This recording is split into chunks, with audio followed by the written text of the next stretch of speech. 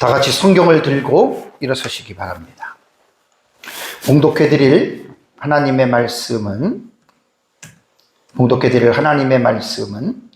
요한일서 4장 17절, 요한일서 4장 17절 한 절 말씀만 봉독해드리겠습니다. 이것은 하나님의 말씀입니다. 이로써 사랑이 우리에게 온전히 이루어진 것은 우리로 심판날에 담대함을 가지게 하려 함이니 주께서 그러하심과 같이 우리도 이 세상에서 그러하리라. 아멘. 네, 앉으시기 바랍니다.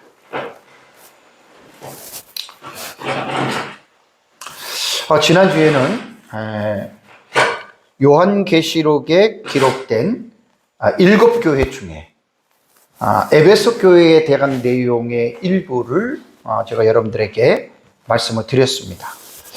에베소 교회는 참 하나님의 말씀을 잘 분별하는 이러한 좋은 교회였습니다. 그런데 에베소 교회가 주님으로부터 받은 책망의 말씀은 그들이 받았던 처음 사랑을 버렸기 때문에 예수님은 에베소 교회를 향하여 엄중하게 그들을 책망하고 그들이 어디서 떨어졌는지 생각하고 돌이켜서 회개하고 처음 행위를 가지라고 예수님께서는 에베소 교회를 향해서 주님께서는 경고하셨습니다. 모든 그리스도인들은 누구나 마찬가지입니다. 예수 그리스도를 정말로 인격적으로 예수님을 영접하고 구원을 받았다면 그 처음에 주님과의 누렸던 그 달콤한 밀월의 관계였던 첫사랑에 여러분 그러한 경험이 있을 것입니다. 근데 이제 예수님을 믿고 시간이 점점 지나다 보면 그 처음에 주님과의 가졌던 그 첫사랑의 감격을 사실은 그대로 유지해 간다라고 하는 것은 여러분 사실 어렵습니다. 그래서 이제 많은 사람들이 자기 자신을 돌이켜보면 처음에 예수님을 믿었을 때에 가졌던 그 뜨거운 첫사랑이 대부분이 다 식어지게 되고 어떤 사람들은 에베소 교회에 주님이 경고하신 것처럼 그 처음 사랑을 버린 사람도 여러분 있을 수가 있습니다. 그래서 이 사랑은 우리가 이제 제가 사랑에 대한 이 설교를 지금 계속 이제 4시간째 지금 하고 있습니다. 그래서 하나님의 속성 가운데에 아마 사랑의 속성은 가장 큰 속성이다. 그래서 아마 가장 본질적인 이제 그런 속성이 아닌가 싶습니다. 그래서 이번에도 제가 4시간 동안을 사랑이라고 하는 주제를 가지고 여러분 설교를 하는데 이제 오늘은 이 사랑에 대한 이 하나님의 속성 가운데에 사랑에 대한 속성이 이제 이번에 4시간째로 이제 마무리하는 시간인데요. 마무리하면서 제가 어떤 이번에 내용의 설교를 여러분들한테 하냐면 이 아가페 사랑은 최후의 하나님의 심판대가 있습니다. 그게 크고 힘보자 심판대죠. 그때의 이 아가페 사랑이 최후의 심판대에 연관이 분명하게 있습니다. 너무나 아주 중요한 내용이고요. 그래서 오늘 이 본문을 가지고 여러분들과 함께 이제 최후의 심판대에서 드러나는 아가페 사랑이라고 하는 이 제목을 가지고 여러분들과 함께 은혜를 나누려고 합니다. 우선 제가 오늘 본문의 텍스트는 요한일서 4장 17절은 사실 제목으로서 선택한 거고요. 오늘 말씀을 드리는 중요한 어떤 본문의 내용은 마태복음 25장 양과 염소에 대한 부분입니다. 아마 제가 저희 교회에서는 양과 염소에 대한 이 부분의 본문을 엄청나게 많이 설교를 했습니다. 왜 많이 설교를 했냐면 구원론에 있어서 양과 염소의 비유에 나타난 이 의미를 올바르게 깨닫지 못하면 상당히 구원론을 잘못 오해할 수 있기 때문에 제가 이 본문은 가끔 양과 염소에 대한 이 부분은 구원론과 연관 지어서 여러분들에게 제가 이제 이렇게 항상 설교를 합니다. 우선 이제 요한계시록에 대한 설교를 제가 하면서 요한계시록 20장 11절과 15절의 내용은요, 크고 힘보자 심판 때에 일어나는 상황에 대해서 요한계시록 20장 11절과 15절은 기록을 했습니다. 근데 요한계시록 20장 여러분 11절과 15절의 내용을 보면 거기에는 구원에 대해서 최후의 심판에 대해서 상세하게 묘사하지 않았습니다. 다만 요한계시록 20장에 나타난 이 크고 힘보자 심판대에서는 심판의 기준이 뭐냐면 생명책의 이름이 농명됐느냐 아니면 생명책의 이름이 농명되지 않았느냐에 따라서 생명책의 이름이 기록된 자는 하나님의 나라를 들어가고 생명책에 이름이 없는 자들은 둘째 사망인 불모신 지옥에 떨어진다. 요한계시록 20장에서는 사실 이 내용만 나옵니다. 그런데 마태복음 20장 여러분 25장에 그 양과 염소의 비유는 그 양과 염소의 비유는 예수님께서 비유로 말씀을 하셨는데 그 내용이 무슨 내용이냐? 사실 그 내용은요 여러분 크고 신보자 심판대에서 일어나는 상황입니다. 그러니까 성경을 보면은 같은 주제를 가지고 어느 한 부분에서 전체적인 어떤 주제를 이야기를 하고 끝나는 경우들이 있지만 그러나 성경을 연구하다 보면 어떤 똑같은 내용, 똑같은 사건, 어떤 같은 비슷한 주제들이 한 곳에만 집중되어져 있는 것이 아니라 이것이 흩어져 있는 것들을 우리가 성경을 연구하면서 여러분 우리는 많이 기억을 합니다. 특히 신약 성경에 나타난 내용들이 어떻게 보면 구약 성경에도 같은 의미들이 구약 성경의 본문에 있을 수도 있고요. 구약 성경에 있는 내용이 신약 성경의 텍스트에 있을 수가 있습니다. 그래서 성경을 연구할 때에는 같은 주제다, 같은 내용이다, 혹은 비슷한 내용이라고 이렇게 내용들이 나오면 그 내용들을 전부 함께 같이 모아야 됩니다. 그리고 그 주제와 그 의미들을 분명하게 깊이 있게 연구를 해야 성경에서 말하고 있는 중요한 주제들은 여러분 우리가 분명하게 우리가 이해할 수 있다라고 하는 말입니다. 자, 최후의 심판대에 요한계시록 20장에 나타난 크고 흰보자 심판대에 같은 그 심판을 받는 그 마지막 심판이 마태복음 25장. 자, 마태복음 25장 양과 염소의 비유에서 볼 수가 있습니다. 자, 지금은 제가 이제 텍스트는 마태복음 25장 양과 염소에 대한 이 부분에 대해서 여러분들에게 말씀을 드립니다. 자, 마태복음 25장 31절을 보면은 여기 보면은 인자가 예수 그리스도죠. 자기 영광으로 모든 천사와 함께 올 때에 예수님의 재림입니다. 재림하실 때에 예수님은 자기 영광의 보좌에 앉으리니 그래서 요한계시록 20장 11절에 보면은 크고 흰 보좌 심판대에 앉으신 이가 있는데 바로 그분이 누구냐? 그래서 이제 성부 하나님이다, 성자 예수님이다, 이제 이렇게 신학자들이 그 크고 흰 보좌 심판대에 앉은 분들이 얘기를 하는데 여기에 보면은 예수님께서 재림하실 때에 자기 영광의 보좌에 앉는다. 그래서 이제 성자 예수님이 크고 흰 보좌 심판대에 앉는다라고 이렇게 말하는 사람들이 있기는 합니다. 그러나 저는 어떤 성자 예수님이라기보다는 성삼위 하나님이 마지막 최후 심판 때에 그분들이 다 앉아서 마지막 심판을 하고 있다라고 저는 그렇게 믿는다고 여러분들에게 말씀을 드렸습니다. 자, 그 다음에 32절과 33절을 보십시오. 32절과 33절을 보면 모든 민족을 그 앞에 모으고 그랬잖아요. 그죠? 모든 민족을 모은다는 말은 뭐냐면 마지막 때의 요한계시록 20장에 보면은 죽은 자들이 다 부활하잖아요. 성도들도 부활하고 불신자들도 부활하고. 그래서 민족을 모은다라고 하는 말은 뭐냐면 부활체들입니다. 영생체예요. 성도든 불신자든 다 부활한 그 사람들을 모아서 어떻게 합니까? 각각 구분을 합니다. 그러니까 크고 흰 보좌 심판대에서도 책들과 책에 기록된 대로 심판을 받잖아요. 그래서 생명책에 기록된 자는 영생으로, 생명책에 기록되지 않는 사람은 영벌로 구분이 되잖아요. 구분이. 그죠?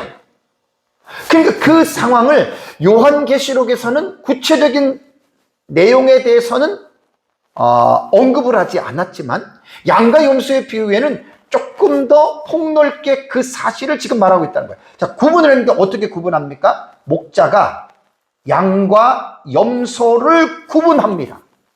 그러니까 목자는, 양을 기르는 목자는 딱 봐서 양과 염소를 구분하잖아요. 근데 양은 오른편에, 염소는 왼편에 두리라. 이게 지금 양과 염소의 비유에 나오는 여러분 이러한 내용입니다. 그러니까 모든 죽은 자들이 부활해서 오른편과 왼편의 사람들을 구분한다는 말입니다. 디바인하는 거예요. 구별을 하는 거예요. 분명히 양과 염소는 비슷하지만 어때요? 다른 동물이에요. 그러니까 이 말은 이거예요. 많은 사람들이 교회를 다녀도 교회 안에 구원받은 사람도 있고 구원받지 못한 사람도 있다. 이렇게 여러분들이 생각을 하셔야 됩니다. 그래서 크고 힘보자 심판대에서는 양과 염소의 비유를 보면 분명하게 구분이 돼요. 오른편과 왼편의 양 같은 사람들, 염소 같은 사람들로 구별이 됩니다. 자, 34절을 보시면요. 34절 보겠습니다. 그때의 임금이 하나님이 최후 심판을 하는 거예요. 오른편에 있는 자들입니다. 오른편에 있는 자들에게 이르되, 이 자들에게는 어떠한 말을 하냐면, 내 아버지께 복을 받은 자들이여, 나와 창세로부터 너희를 위하여 예비된 나라를 상속받으라. 곧 천국에 들어가는 거예요. 오른편에 양 같은 사람들. 반대로 41절은요, 왼편에 있는 자들은 염소의 무리라 그랬죠. 뭐라고 지금 하나님이 얘기를 하냐면 저주를 받은 자들아 그렇습니다. 저주를 받은 자들아. 그러니까 오른편과 왼편은 왜 구분하냐면 다른 거예요.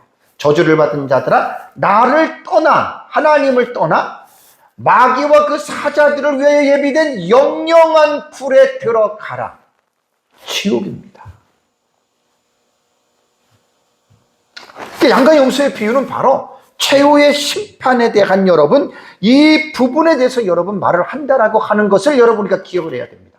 계시록 20장에서는 크고 힘보자 심판이라고 하는 말을 하지만 심판에 대한 양상들에 대해서는 함구하고 있죠. 그렇지만 양과 염소의 비유에서는 거기에서 함구하고 있는 내용과 사실들을 이제 어느 정도 조금 더 윤곽이 드러나게 양과 염소의 비유에서는 여러분 이렇게 말을 하고 있다는 말입니다. 근데 오늘 제가 설교하는 중요한 여러분 요지는 뭐냐면 심판의 기준에 대해서입니다. 요한계시록 20장 본문에서는 심판의 기준이 뭐라 그랬죠? 생명책의 이름이 기록의 유무에 따라서 천국과 지옥으로 갈라지는데 양과 염소의 비유는 그렇지 않습니다. 그래서 제가 이 본문이 어렵다고 여러분들에게 말씀을 드린 거예요. 가끔 제가 여러분들에게 구원론에 있어서 양과 염소의 비유를 제가 설교하는 이유는 잊어버릴 만하면 제가 이 부분을 이야기를 하잖아요. 양과 염소의 비유는요, 사실 구원론에 대한 입장으로 볼 때 되게 어렵고 난해한 본문이기 때문에 이 부분을 정확하게 여러분들이 이해를 하라는 거예요. 여러분, 양과 염소의 비유는요, 심판의 기준이 있습니다. 계시록에서는 생명책의 이름이 기록됐느냐 안 되었느냐가 기준이 되잖아요. 그리고 이제 성경, 특히 이제 신약 성경 같은 경우는 천국과 지옥은 예수님을 믿고 죄 용서를 받았느냐 받지 않았느냐 정확한 기준들이 나와요. 신약 성경에는.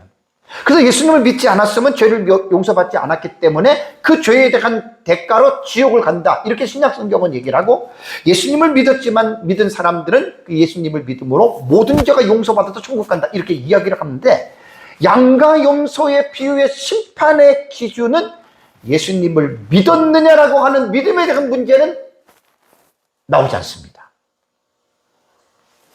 심판의 기준이 6가지의 삶의 그 유형을 가지고 심판을 하는데, 6가지로 보십시오. 예수님이 이제 비유를 말하는 거, 내가 줄일 때에 먹을 것을 주었느냐. 잘 들으셔야 돼요. 두 번째는 예수님이 목마를 때에 음료를 마시게 했느냐. 목마른 자에게 물을 줬느냐는 말입니다. 나그네 되었을 때에 영접했느냐. 삶으로 말하는 거예요. 헐벗을 때에 옷을 주어서 입혔느냐. 병들었을 때에 그 병든 사람을 와서 찾아보았느냐, 돌아보았느냐. 그 다음에 사람이 옥에 갇혔을 때에 그 감옥에 찾아가서 그들을 보았느냐. 여러분, 이거예요. 여러분들이 마태복음 25장 양과 염소의 비유를 쭉 보면은 예수님을 믿었느냐 안 믿었느냐는 말은 하나도 없습니다. 딱 요 6가지의 행위. 6가지 행위를 했느냐? 그러면 그 사람은 오른편에 있어서 그 사람은 천국을 가고, 요 6가지의 행동을 하지 않는 사람들이 나오잖아요. 우리가 언제 안 했습니까? 너네는 안 했다 그러잖아요. 이 사람들은 여러분 지옥을 가는 거예요. 그래서 어렵다는 거예요. 그래서 이제 구원론에 있어서 행위 구원론을 주장하는 이단들이 있잖아요. 그러니까 착한 일을 해야지 구원을 받는다라고 하는 사람들은 마태복음 25장에 나타난 양과 염소의 비유는 물 만난 고기예요. 봐라, 봐라, 봐라. 이렇게 했기 때문에 이들이 천국 가고 이렇게 안 하는 사람은 지옥 가지 않느냐. 그래서 여러분들은 착한 일을 해라. 왜? 착한 일의 목적이 뭡니까? 천국 가려고. 여러분, 성경은 그렇게 말하는 게 아닙니다. 그걸 제가 강조하는 겁니다. 그래서 마태복음 25장 양과 염소의 비유는 성경의 기본적인 지식들을 가지고 있지 않은 사람들에게는 행위 구원으로 보이는, 그래서 어려운 일이기 때문에 개혁신학을 전공하고 믿음으로 구원받는다고 믿는 사람들은 이 본문을 읽고 이 본문을 해석하기를 상당히 어려워합니다. 그래서 많은 사람들이 구원론에 있어서 정리가 안 되신 설교자들은 이 본문을 가지고 설교들을 꺼리껴요. 아니, 아예 안 합니다. 사실 계시록 20장에 나타난 크고 힘보자 심판과 마태복음 25장에 나타난 양과 염소에 대한 이 비유는 똑같은 거예요. 똑같은 거예요. 절대로 상반되는 본문이 아니에요. 그래서 그 두 가지의 본문을 잘 믹서해야 됩니다. 두 가지 본문을 잘 섞어서 우리는 양과 염소의 비유나 그 다음에 계시록 20장에 나타난 크고 힘보자 심판이나 대한 이 내용에 대해서 혼동하지 아니하고 상호 보완적인 본문으로 여러분 이 부분들을 분명하게 이해를 해야 됩니다. 양과 염소의 비유에서는 뭐냐면 그들의 삶이 정반대였다는 거예요. 한마디로 말하면 제가 지금 아가페 사랑이 마지막 심판 때의 기준이라고 그랬잖아요. 지금 이 기준이 그거예요. 이게 사랑이거든요. 줄일 때 먹을 걸 주고, 목마를 때 마실 걸 주고, 나그넬 때 영접하고, 헐벗을 때 옷을 주고, 병들었을 때 돌아보고, 옥에 갇혔을 때 찾아본 것은 여러분 이게 아가페 사랑이라는 겁니다. 여러분 이게. 그래서 마지막 심판의 기준은 양과 염소의 비유에서는 이 아가페의 사랑을 행하지 않은 사람들은 지옥이고 행한 사람들은 천국을 간다. 조금 더 이 논리를 가지고 제가 여러분들에게 말씀을 드리면 야고보서 2장 13절을 보시면요, 긍휼을 행하지 아니하는 자에게는 긍휼이 없는 심판이 있고 긍휼은 심판을 이기고 자랑한다라고 그랬잖아요. 긍휼이라고 하는 헬라어 엘레오스는 불쌍히 여기고 동정자비라는 뜻입니다. 양과 염소의 비유의 본문을 볼 때는 이 야고보서 2장 13절의 말씀이 여러분 정확하게 이 의미가 여러분 들어맞는 겁니다. 자, 그럼 여기서 다시 한번 제가 높아심에서 말씀을 드릴게요. 그렇다면 마태복음 25장의 본문에 나타난 이 아가페 사랑을 실천한 줄일 때, 목마를 때 뭐 이런 사람들에게 우리가 사랑을 실천했다고 해서 그 사랑을 실천했기 때문에 천국을 가느냐? 이건 아닙니다. 이거는 아닙니다. 그러면 이것을 우리는 어떻게 이 계시록에 있는 본문과 마태복음 25장에 있는 이 본문을 어떻게 우리는 이것을 상호 보완해야 되느냐? 자, 제가 말씀드렸잖아요. 마태복음 25장 양과 염소의 본문을 보면 예수님을 믿었다 안 믿었다라는 믿음의 유무는 안 나온다 그랬죠. 그죠? 그 믿음에 대한 부분은 사실 생략한 거예요. 그 믿음으로 구원받고 믿음으로 믿지 않으면 구원 못 받는다는 것이 필요 없다는 말이 아니고, 양과 염소의 본문에는 그 중요한 기본적이고 핵심적인 내용이 생략이 되었다고 하는 것 뿐입니다. 이러한 착한 일을 행해서 구원받았다 그런 뜻이 아니라는 거예요. 그래서 요한계시록 20장에 크고 힘보자 심판 때에서 생명책에 이름이 기록된 자는 천국을 가잖아요. 그러니까 생명책에 이름이 기록되었다고 하는 말은 뭐냐면 예수 그리스도를 믿는 자예요. 예수님을 영접하고 구원받은 자예요. 그러니까 예수님을 믿고 생명책에 이름이 기록됐다고 하는 것을 양과 염소의 본문에서는 그거를 언급하지 않은 거예요.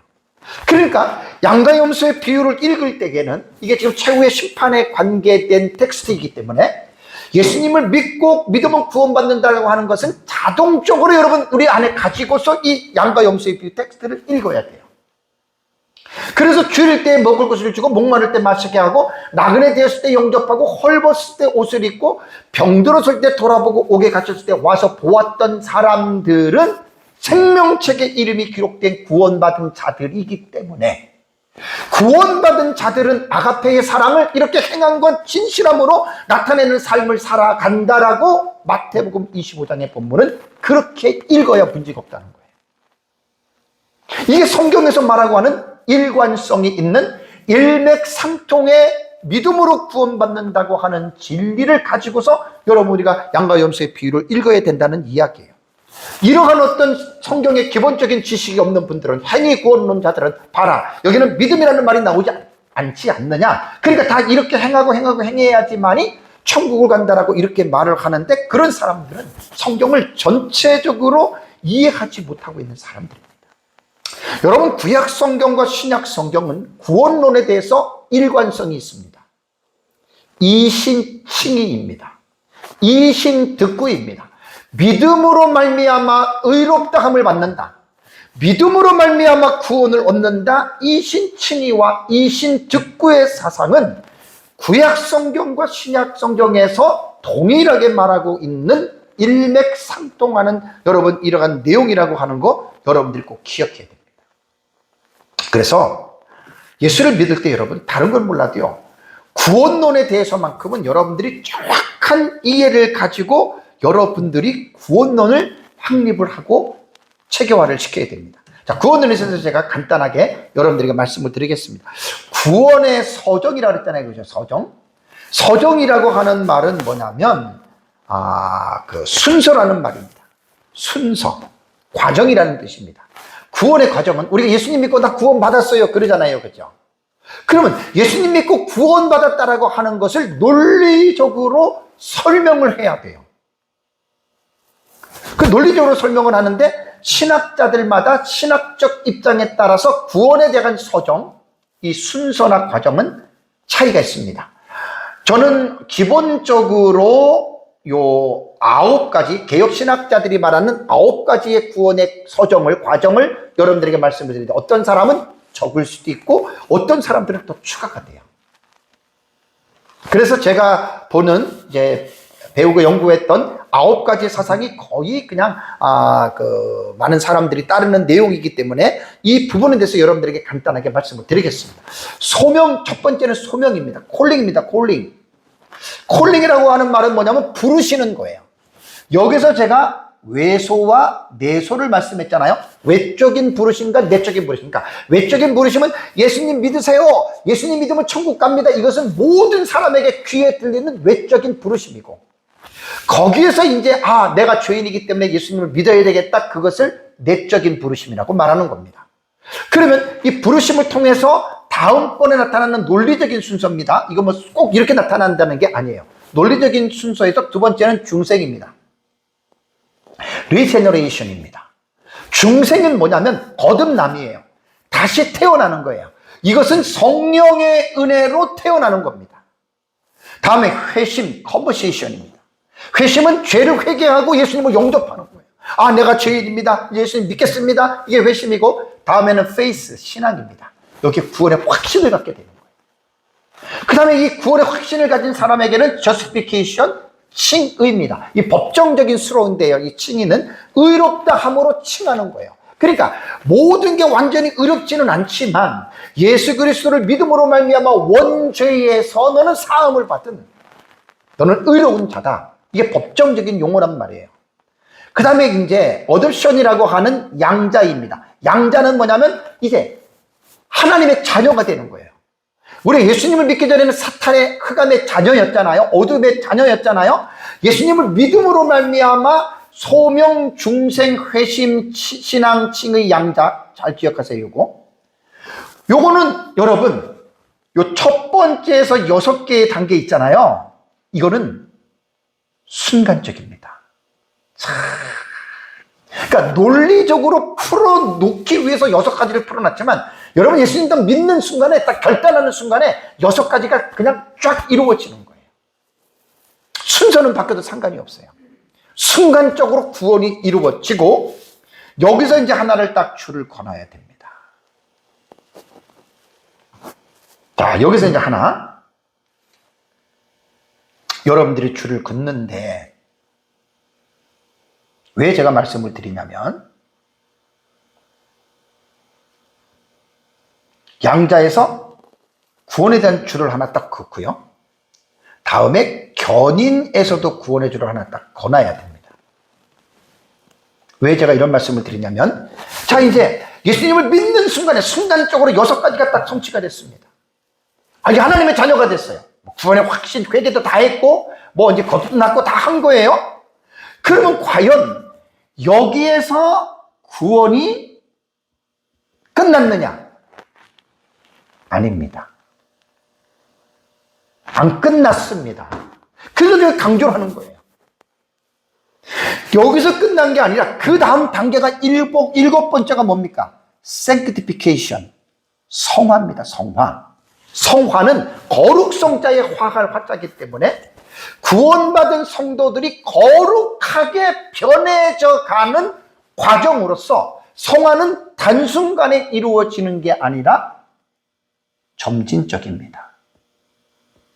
죽을 때까지. 죽을 때까지. 근데 이 성화의 목표와 모델이 누구냐? 성자인 어거스틴이냐?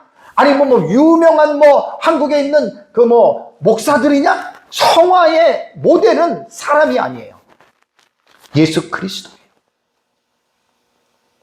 에베소서 4장을 보면 예수 그리스도의 장성한 분량에 이르기까지 예수님을 닮아가는 거예요. 생각하는 것, 말하는 것, 행동하는 것, 모든 것들이 죽을 때까지 신앙생활은 예수 닮는 겁니다. 교회는 신앙생활 하면서 다른 데 목표와 목적을 두면 안 됩니다. 예수님 믿어서 내가 부자가 되고 성공하고 잘 되고 교회 부흥되고 이름 나고 출세하고 이런 목적을 가지고 예수를 믿는다면 그 사람은 예수를 잘못 본 거예요. 목회를 그런 차원에서 시작했다면 목사가 그 목회를 잘못하는 겁니다. 성공주의, 부흥주의, 성경에서 말하는 게 아니에요. 가장 제가 강조하는 제 신학의 사상은 뭐냐면 성화입니다. 예수 그리스도를 닮아가는 겁니다. 부부간에도, 가정 안에서도, 친구 관계에서도, 어디서든 간에 여러분 예수를 많이 믿었다, 잘 믿었다, 이런 것 뭐가 나타나냐면 그 사람이 얼마만큼 예수님을 닮았는가. 만나면은 예수님을 만난 것 같이 마음이 따뜻해지고. 여러분 신앙생활은 성화의 포인트를 주셔야 돼요. 성화에. 키포인트가 성화입니다. 왜냐하면 소명부터 양자는 순간적으로 한순간에 싹 끝나버려요. 그냥 딱 끝났어요. 그리고 죽을 때까지 성화의 삶이에요. 그러면 여러분 8번째가 뭐냐면 퍼저버런스예요. 이게 뭐냐면 견인이거든요. 견인 그러면 견인차 생각하면 견인차. 차가 망가지면 견인차 끌고 가잖아요. 왜 견인이 중요한 줄 아세요? 여러분 우리가 예수님을 닮아가는 성화의 과정이 얼마나 어렵고 혹독한지 모릅니다. 왜냐하면 자신과의 싸움이거든요. 자기를 쳐서 복종시키는 거거든요. 늘 잘못하면 주님 앞에 자백하고 고백하고 회개하는 거예요. 여기는 회심은 평생에 한 번 하는 거고 회개는 죽을 때까지 하는 거예요. 잘못할 때마다. 견인은 뭐냐? 우리가 하나님 말씀대로 살려고 발버둥 치고 열심히 하다가 죄를 안 지으셨잖아요. 넘어지잖아요. 그러면 넘어졌다고 하나님이 우리를 죄졌다고 버리느냐? 그럼 전부 다 지옥 갑니다. 구원받을 사람 한 사람도 없습니다. 그래서 요한 1서 1장 9절에 만일 우리가 우리 죄를 자백하면 저는 미쁘시고 의로우사 우리 죄를 용서하신다. 그러니까 우리 구원받은 사람들은 죄를 안 지을 수가 없어요. 그렇다고 죄를 막 놓고 지라는 것도 아니에요. 안 지려고 해도 인간은 부족하고 연약하기 때문에 죄를 짓거든요. 연약죄 혹은 고범죄도 져요. 미리 내가 딱 정해놓고. 그건 누구나 질 수 있는 거예요. 그럴 때 넘어질 때마다 회개하면 견인은 하나님이 붙들어 주는 거예요. 예수님이 형제가 내게 잘못할 때 7번씩 몇 번 용서해 주라 그랬습니까? 70번씩이에요. 그러니까 우리가 하나님 앞에 잘못했으면 그 죄에 대해서만큼은 하나님 앞에 진실한 마음을 가지고 회개하면 주님이 이렇게, 그게 바로 견인이에요.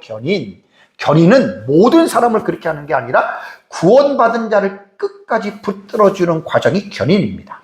자, 그렇다면 구원이라고 하는 것은 8번째 끝나는 게 아니에요. 자, 여기서 이제 인간의 사람이 죽어요. 죽었으니까 이제 구원이 완성됐어. 그래서 이제 죽은 사람이 천국 갔다 그러잖아요. 여러분, 완성된 게 아닙니다. 죽었다고. 왜 그런 줄 아세요? 죽음이라는 게 뭐죠? 육체와 영혼이 분리되는 거잖아요. 그 사람이 영혼은 천국을 갔지만 육체는 어디에 있어요? 땅에 묻혔잖아요. 영화라고 하는 이 글로리피케이션은요, 완성되는 거예요. 완성. 이 완성은 부활을 통해서 완전한 영생체가 되어서 우리가 말하는 하나님 나라의 천국의 부활체로 들어가서 사는 것이, 여러분, 이게 영화입니다. 자, 제가 왜 구원의 소정을 말씀을 드렸냐면, 한 4, 5년 전에, 4, 5년이 더 됐네요. 5, 6년 되겠네요. 한국교회의 신학적인 어떤 이슈 중에 가장 그 핫한 이슈가 뭐였냐면, 칭의와 성화였습니다. 한국의 핫한 이슈가. 칭의와 성화입니다.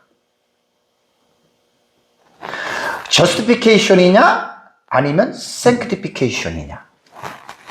신학자들은 난 골치가 아팠어요. 그래가지고 칭의를 강조하는 사람들은 잘 보셔요. 의롭다함을 받았으니까 여기서 구원이 완전히 끝났다. 그러니까 이 사람은 칭의 받았기 때문에 이 사람은 이제 천국 간다. 그리고 이 성화를 강조하는 사람들은 그런 말 하지 말아라. 칭의 받았다고 모든 것들이 구원이 완성되고 종료된 것이 아니라, 칭의 받은 구원받은 사람은 반드시 죽을 때까지 예수님에 따라서 살아가는 성화의 삶을 살아야 한다. 이것 가지고 싸움박질이 난 거예요. 그래서 이제 유보적 칭의론이라고 하는 그런 말까지 나온 거예요. 사실 뭐 별로 어려운 것도 아닌데, 학자들마다 신학적 사상에 따라서 이 부분 가지고 되게 많이 싸웠어요. 한국교회 안에서. 결론적으로 말하면, 여러분 잘 보십시오. 왜 제가 구원의 소정을 1번부터 9번까지 말을 해놓은 줄 아세요? 구원은요, 절대로 1, 2, 3, 4, 5, 6, 8까지 구원이 끝난 게 아니에요. 거기서 구원을 매듭지면 안 돼요. 구원은 반드시 9번까지 영화, 글로리피케이션까지 들어가서 마지막 날 죽은 자들이 부활해서 마지막 크고 힘보자 심판대에서 심판을 받고 하나님의 나라에 들어가는 그때가 구원이 완성이 되는 거예요, 여러분. 성급히 칭의해서 구원이 끝났느니 이제 걱정 안 해도 된다느니, 이런 말을 하면 그 사람은 신학자든 목회자든 성도든 간에 이 구원에 대한 기본적인 믿음 자체가, 신앙 자체가 없어져 버린 거예요. 너무너무 저는 안타까웠어요. 그래서 구원은 함부로 끝났느니 완성됐느니 그런 말들 하지 마세요. 다 과정입니다, 과정.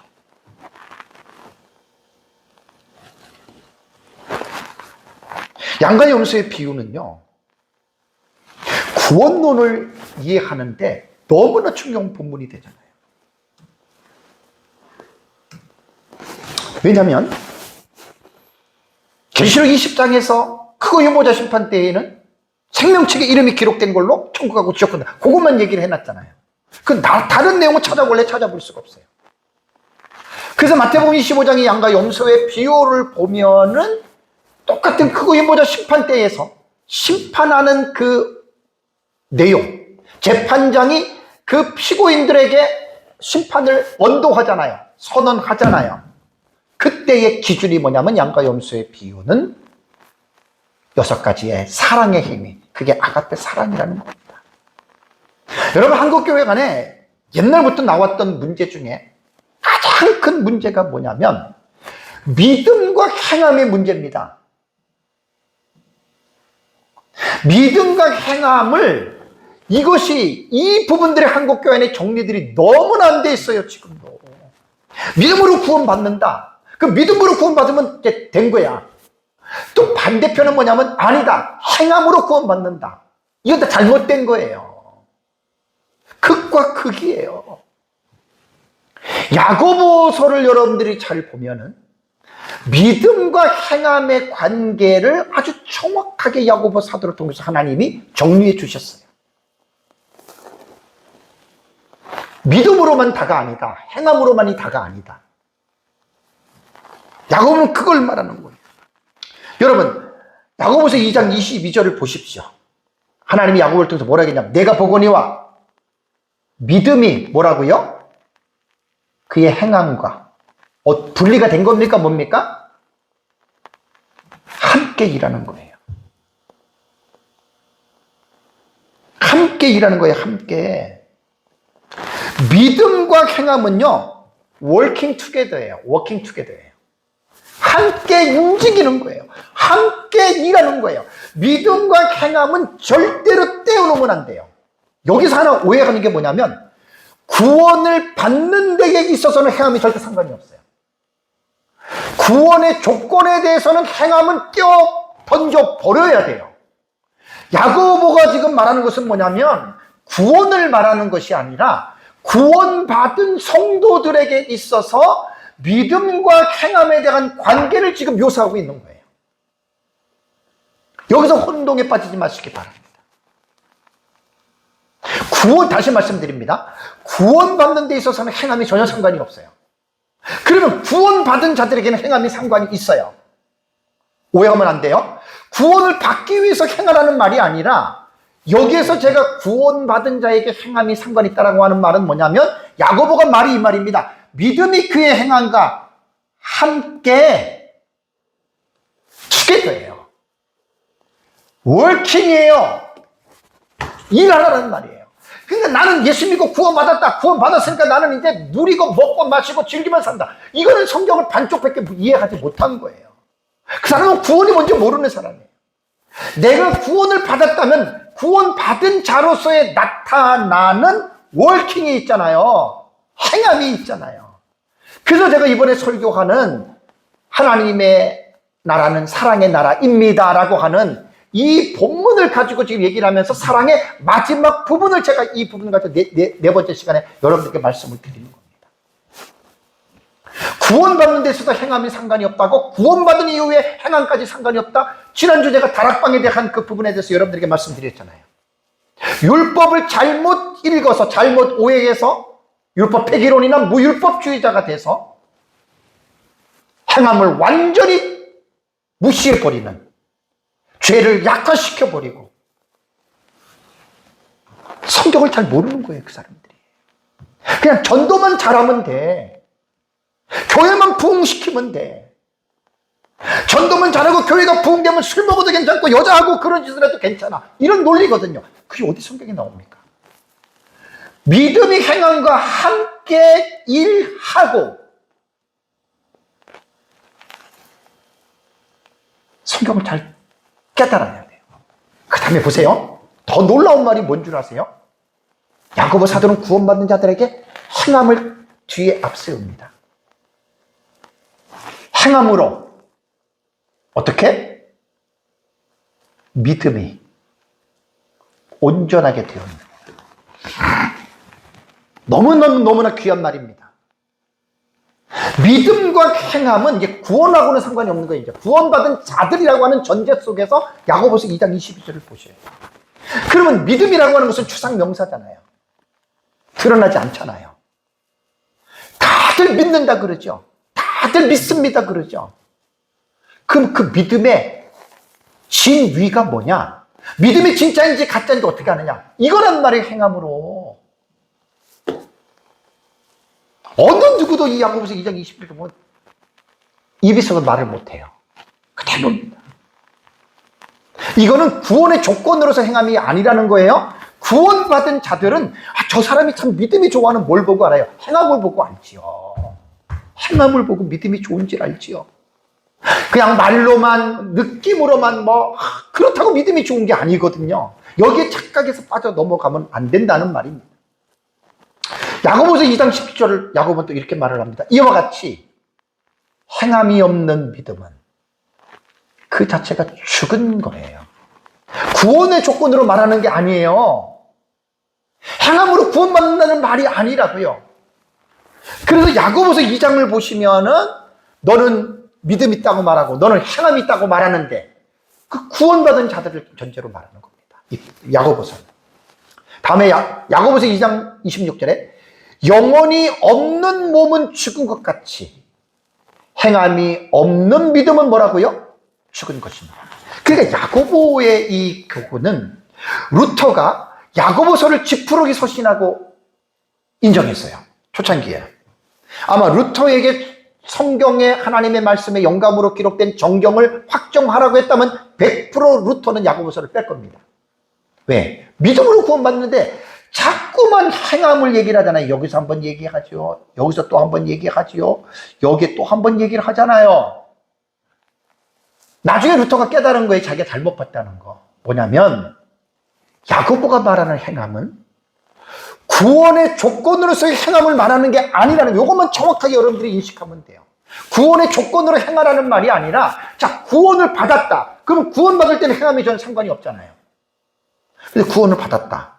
그럼 구원 받았느냐? 그렇다면 너는 구원받은 자들로서의 결과물로서 행함을 나타내라. 이 행함이 무엇이겠습니까, 여러분? 이게 사랑의 삶이에요. 그러니까 양가염소의 본문에서 우리가 이렇게, 목마른 자에게 먹을 것을 주고, 또 배고픈 자에게 먹을 것을 주고, 병든 자에게 찾아가고, 오게 했을 때 돌아보고, 이게 뭐냐면, 아가페 사랑이라는 거예요, 여러분, 그게. 그러니까 쉽게 말하면 이겁니다. 나 구원받아서 예수 믿어, 나 천국 가. 그러면서, 성경에서 가장 중요하게 우리에게 교훈하는 율법의 핵심이 뭡니까? 사랑이잖아요. 입으로는 구원받았다고 나는 하나님의 자녀라고 그렇게 말을 하고 그렇게 눈물을 흘리고 자랑을 하면서도 삶을 볼 때에 아가페의 사랑의 삶을 살아가지 않는다. 그거 여러분 죽은 믿음입니다. 사도 요한으로 가면은 특히 그 사랑과의 반대되는 개념으로서의 형제를 미워하는 거거든요. 구원받았다고 하면서 형제를 사랑하지 못하고 미워한다면 그 사람 구원받지 못한 사람이라고 아주 과격하게 사도 요한은 말을 합니다. 오늘 한국교회 문제는 이겁니다. 믿음으로 구원받는다고 하는 칭의에서 구원론을 말을 한 거예요. 거기서 끝내버린 거야. 다시 볼까요? 구원론? 소명, 중생, 회심, 신앙, 칭의, 양자까지는 정말 잘 가르쳤어요. 우린 죄인들이고 지옥 갈 자들이고 잘 가르쳤어요. 그럼 예수님 칭의하고 양자됐다고 끝났냐는 말입니다. 아니잖아요. 오늘 한국교회 성도들의 삶의 문제가 이겁니다. 신앙과 삶을 이원화를 시킨 것은 여기에서 있는 거예요. 여기에서부터. 칭의에서 여러분 양자에서 구원이 끝난 게 아닙니다. 여기서 마음을 놓으라고 한 게 아닙니다. 성화의 삶을 살아가야 됩니다. 성화의 삶을. 그래서 자기 자신이 예수님을 닮기 위해서 날마다 자기를 쳐서 복종시키고 회개하고 이 성화의 삶을 한국교회가 등한시한 거예요. 물론 잘하는 교회들이 있죠. 이거를 등한시한 거예요. 맨날 믿음으로 구원받은 사실만 강조하고 믿음으로 구원받는 사람이 어떻게 살아야 할 삶에 대한 책임에 대한 의식들을 너무나 덮어져 버리고 맨날 십자가의 예수, 나를 구원하신 예수, 피 흘린 예수 그것만 찬양들 하고 있는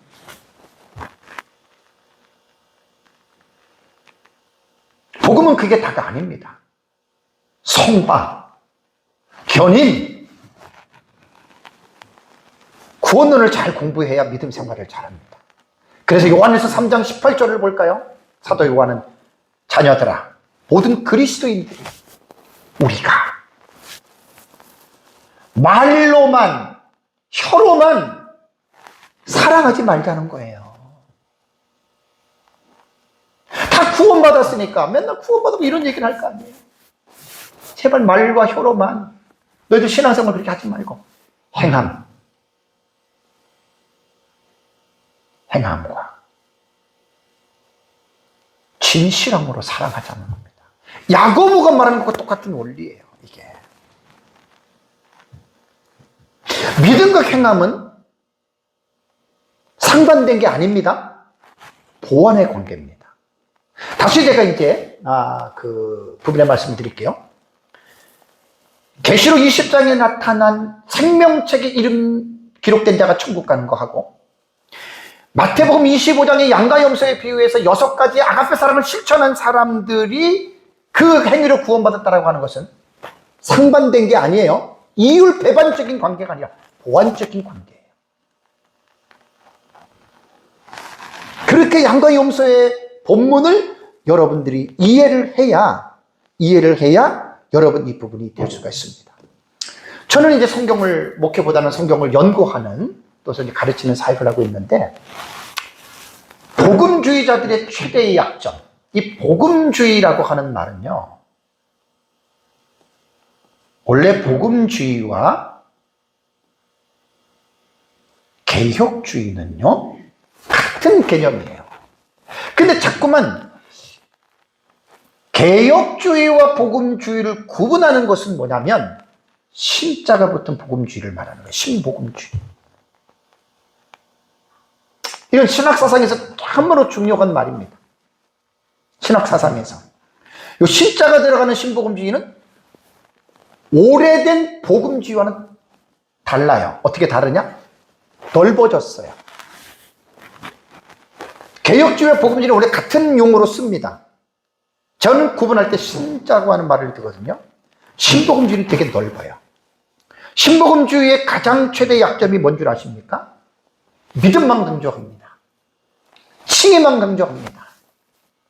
이게 신복음주의자들의 신학자와 목회자들이 설교의 패턴에서 이게 다 묻어나와요. 은혜, 사랑, 용서, 십자가, 눈물을 흘리면서. 신복음주의의 신학을 가진 사람들이 한국에 거의 한 목회자들 보수주의의 계열에 한 80%, 90%는 신복음주의 사상이라고 보시면 됩니다. 제 개인적인 견해입니다. 목사님들의 설교를 딱 들어보면 아는데, 개혁주의의 장점이 뭔 줄 아십니까? 개혁주의의 장점? 복음만 전하는 것이 아니라, 믿음만 전하는 것이 아니라, 당신들의 믿음으로 구원을 받았기 때문에 당신들은 사랑을 행하는 삶을 살아야 합니다라고 사랑의 삶을 강조하는 그 설교자가 개혁신학을 한 사람들입니다. 신복음주의에 빠진 목회자들은 설교를 할 때 위로와 어떤 이런 것만 강조를 해요. 용서와 위로만 강조합니다. 딱 목회자들 설교를 들어보면 딱 나와요. 그 해답이 나와요. 개혁신학자들은 그렇지 않습니다. 위로도 하고 용서도 말을 하지만 반드시 설교의 가장 중요한 마지막 결론은 뭐냐면, 하나님의 뜻대로 살아가야 한다고 하는 행함을 강조하는 게, 여러분 이게 개혁신학을 한 사람들이에요. 그래서 목사님들의 설교를 딱 들어보면 신복음주의 쪽인지 개혁주의 쪽인지 딱 설교 속에서 나옵니다. 많은 사람들이 이런 걸 지금 구분을 못하는 거예요. 여러분, 구원받은 자들에게는 믿음과 행함은 구원받기 전이 아니에요. 구원받은 자들에게는 믿음과 행함은 뗄래야 뗄 수 없습니다. 제가 늘 이 믿음과 이 구원에 대한 이야기를 나오면 여러분들에게 말씀을 드리는데, 종교개혁자 루터잖아요. 루터. 유명한 사람이죠. 오직 의인은 믿음으로 말미암아 살리라고 하는 그 믿음의 중요성을 깨닫고 루터가 종교개혁을 일으키는 데 하나님을 사용했잖아요. 왜 그러냐면 천주교는요, 믿음과 행함의 그 행위 구원을 받는 거예요. 천주교는 믿음 반, 그러니까 쉽게 말하면 반펠라기스주의 사상입니다. 반펠라기, 세미펠라기아니즘이에요. 그러니까 은혜도 필요하고 인간의 행위도 필요하고, 그게 반펠라기안, 세미펠라기안인데 천주교가 그런 거란 말이에요. 그 루터도 하나님 앞에 의롭다함을 얻으려고 뭐 금식도 하고 뭐 고행도 하고 하다가 마음속에 평안이라던가 구원에 대한 이게 없었잖아요. 그러다가 루터에게 하나님이 믿음의 걸 깨닫게 준 겁니다. 자, 믿음의 중요성을 깨달았던 루터는 믿음을 강조했어요. 맞습니다. 강조해야 됩니다. 루터의 실수가 뭐였냐면, 믿음으로 구원받는다, 행하면 구원하고 상관이 없다, 이 말은 맞아요. 그런데 신복음주의자들은 여기서 끝난다니까요. 개혁신학을 한 사람들은 믿음으로 여러분들이 구원을 받았습니다. 행함이 상관없습니다. 그러나 믿음으로 구원을 받았기 때문에 여러분들은 이제 하나님의 말씀하신 하나님의 나라의 법도인 하나님의 말씀을 순종하면서 여러분들은 살아야 됩니다. 삶을 강조하는 게 개혁신학이에요. 루터의 말년에 옛날에는 정기가 없었잖아요. 믿음으로 구원받는 사상을 강조했던 루터가 어느 날 길을 가다가 어떤 사람에 걸려서 넘어져 버렸어요. 밤에 깜깜하니까. 뭐 서로 통성명 했겠지요. 아이고 죄송합니다. 누구십니까? 그래서 이제 루터가 나는 루터입니다. 그랬더니 그 누워있는 사람이 술을 너무 많이 먹어서 취객이에요. 루터라는 말을 딱 듣고 취객이 뭐라고 이야기를 했냐면 루터에게 루터 선생님, 나는 예수 믿고 구원받은 사람입니다. 이렇게 얘기를 했다 그래요. 루터 책에서 제가 본 거예요. 오래전. 루터가 그 말을 듣고 상당히 마음이 상심됐다고 그래요. 무슨 말을 하려는지 아시죠? 그러니까 이거에 난 예수 믿고 구원받았기 때문에 술을 먹어도 괜찮아. 구원을 누리는 거야. 다락방이 다는 아니겠지만 그 대부분 지도층들이 그랬잖아요. 성경을 잘못 본 거예요. 다시 말씀드리면 구원은 행함하고는 상관이 없지만 구원받은 자들은 행함하고 상관이 있고 이거는 동전의 양면입니다. 절대로 떨어뜨리면 안 됩니다. 믿음과 행위는 이원을 시키면 안 됩니다. 그리고 그 사람의 믿음이 진짜냐는 그 사람의 삶을 보면 그 사람의 믿음을 알아요. 그래서 삶을 딱 통해서 보면은 거짓된 교인들이 너무나 많은 거예요. 교회 안에. 올바른 개혁신학의 사상을 가지고 설교하는 목회자들이 그렇게 많지 않아요. 한국교회 안에. 거의 다 신복음주의입니다. 인간의 마음이나 위로해 주려고 그러고 인간의 마음이나 품어주려고 그러고 그러다 보니까 사람들이 정신을 못 차리는 거예요. 맨날 하나님의 사랑, 하나님의 은혜, 십자가의 용서 이것만 붙잡고 사는 거예요. 그걸 넘어서야 됩니다. 제가 지금 하나님의 나라 시리즈에 대한 설교를 지금 하고 있습니다. 하나님 나라 시리즈에 대한 설교를 주제 설교를 제가 지금 하고 있는데 오늘 제 설교가 29번째 시간입니다. 오후에도 말씀을 드리겠지만 하나님의 그 속성이라고 하는 하나님의 성품을 통해서 제가 이제 8가지를 말하는데 오후에는 제가 8가지 주제 설교한 내용을 1시간에 제가 정리해서 말씀을 드립니다. 정리해서. 그래서 사랑이라고 하는 주제는 제가 4시간을 지금 여러분들에게 설교했다고 여러분들에게 말씀을 드렸습니다. 기독교는 사랑의 종교입니다. 왜? 하나님 자신이 사랑이기 때문입니다.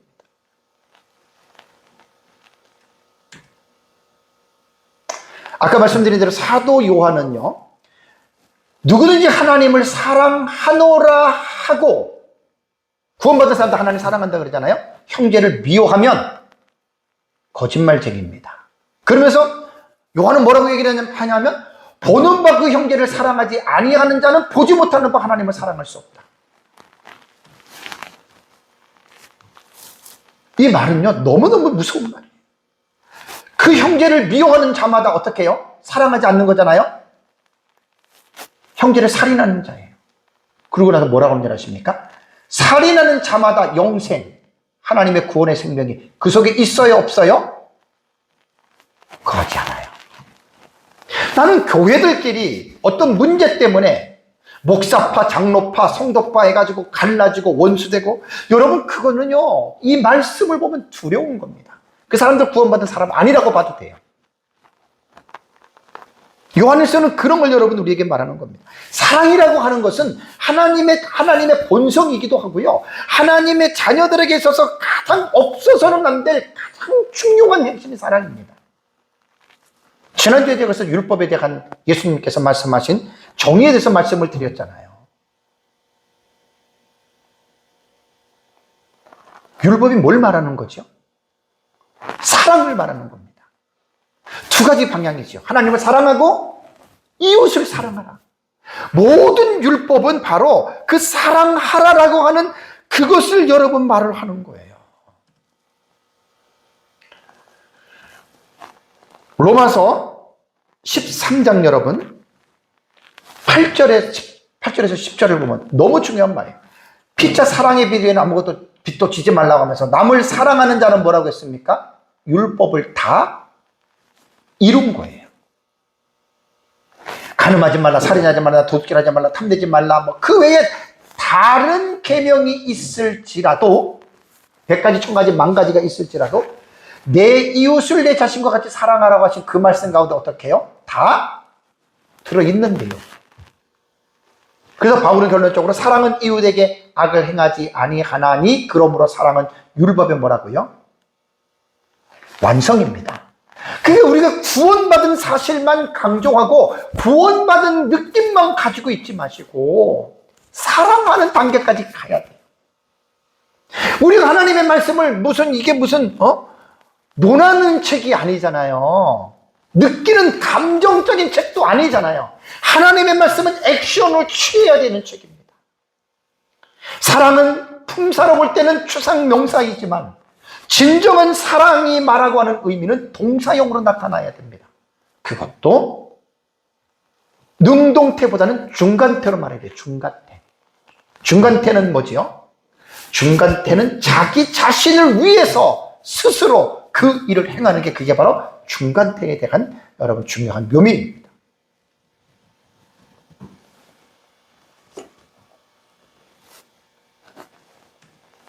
사랑이 여러분 그렇게 중요한 거예요.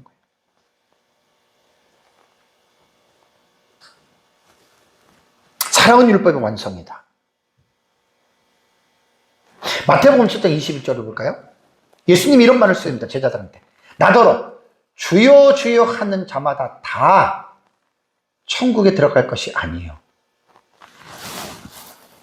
나 예수님 믿는다고 천국 가는 거 아니에요? 아까 그 양과 염소에 비해서 뭐라 그랬어요?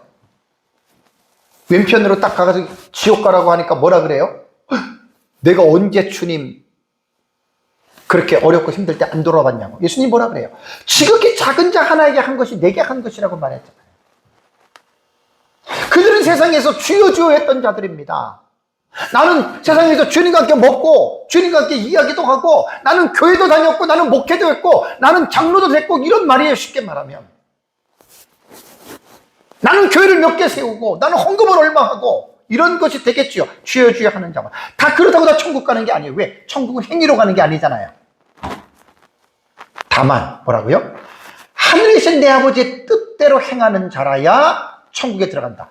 이거 행위구원 아닙니다, 여러분. 행위구원 아닙니다. 행위구원자들은 다 이것 가지고 행위구원 얘기 아닙니다. 하나님 아버지의 뜻대로 행하는 자는 구원받은 자들이에요.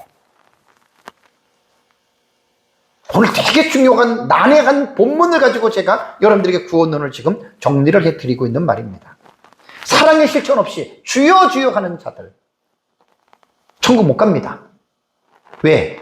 사랑의 실천 자체가 구원받은 자에게 나타나는 확증이거든요. 아가페 사랑으로 살아가는 것이 물론 사람마다 개인의 차가 다르기 때문에 모두가 다 완벽하게 사랑은 누구든지 행할 수는 없습니다. 저도 그렇고. 근데 구원받은 사람들은 이 아가페 사랑의 삶이 프로테지는 사람마다 차이가 있지만 나타난다는 말입니다.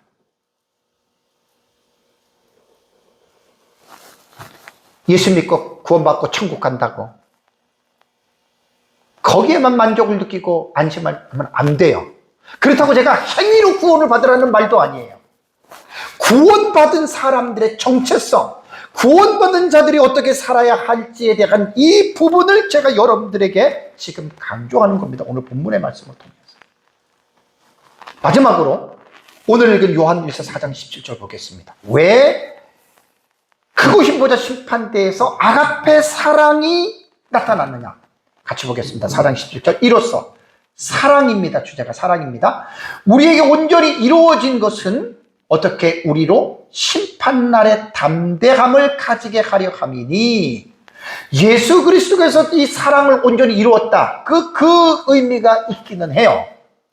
그러면서도 우리가 심판날에 담대함을 가진 것은 우리가 착한 행위로 구원받았다는 것은 아니지만 예수님께서 온전히 사랑으로서 율법을 성취했기 때문에 이루어진 것이지만 그러나 각자의 개개인에게도 이것이 우리에게 적용된다는 말입니다.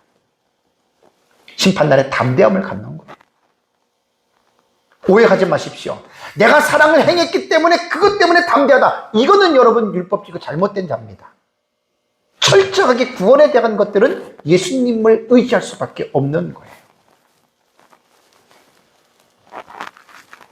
언제 마지막 날인지 우리는 알 수가 없잖아요. 언제 마지막 날인지 알 수 없잖아요. 그래서 오늘 제가 본문은 조금 구원론에 있어서 너무 어려운 본문에다가 정말 그러면서 너무나 중요한 본문이고요. 그래서 이제 마지막에 요한에서 4장 17절은 그냥 제목 설교로 제 주제 설교를 하기 때문에 본문에 대한 것들은 제가 깊이 안 다뤘지만 심판날의 담대함. 그렇다고 여러분 내가 사랑을 실천했다고 이렇게 생각하시면 그 오해입니다. 이렇게 여러분들이 남은 삶을 사랑을 실천하는 구원받은 자로서 열매를 맺는 삶을 살아가시기를 주님의 이름으로 축복합니다. 다 같이 함께 기도하겠습니다.